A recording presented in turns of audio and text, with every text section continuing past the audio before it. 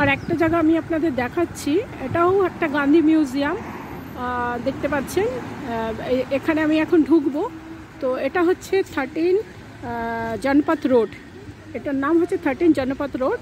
এখানে একটা গান্ধীজির মিউজিয়াম আছে। তো ভিতরে ঢুকবো। আমি রাস্তা দিয়ে হাঁটতে হাঁটতে পুলিশকে জিজ্ঞাসা করছিলাম যে এখান দিয়ে কীভাবে যাবো। তো উনি বললেন এখানে একটা মন্দির আছে, মিউজিয়াম আছে, আপনি দেখতে পারেন ওখানে গিয়ে। তখন ঢুকবো গান্ধী মিউজিয়ামে। একটা গান্ধী মিউজিয়াম আমি দেখাচ্ছি 13 জনপথ রোডে।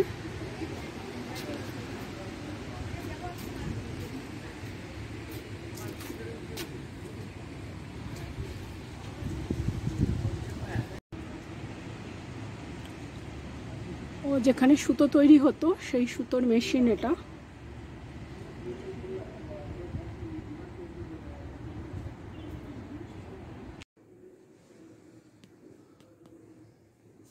আর একটা মিউজিয়াম আমি দেখাচ্ছি এখন।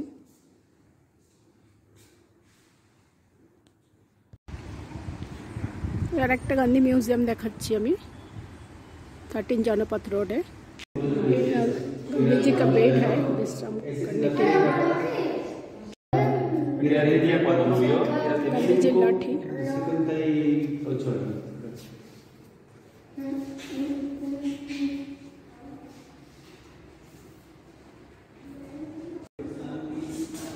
गांधी जी का जो ए एरिया में जिस जगह में पहले दिखाया ना, डेट हुआ था और बॉडी इधर रखा था।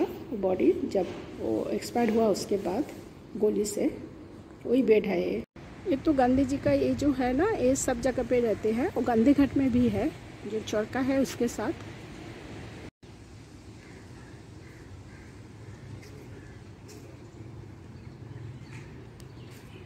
देखो पूरा खरम जो इधर से आया, वो चल के आया ना, जैसा जैसा वो आया ऐसे ऐसे ही उसका खरम है।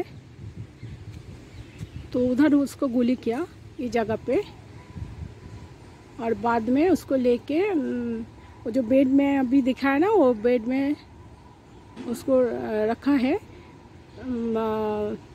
সরি, আমি বাংলাতে বলতে বলতে আবার হিন্দিতে চলে গেলাম। এখানে উনি যে রাস্তা দিয়ে আসছেন সেই রাস্তা দিয়ে ওই যে ওনার খরমটা পুরো রয়েছে।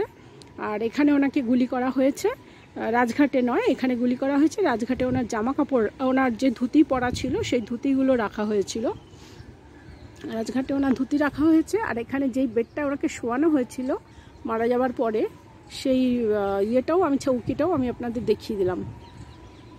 এবার আমি গান্ধী মিউজিয়াম থেকে বেরিয়ে যাচ্ছি 13 জনপথ রোড থেকে।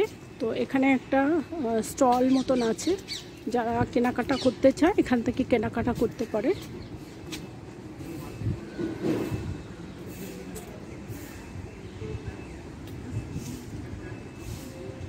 म्यूजियम शॉप लिखा है।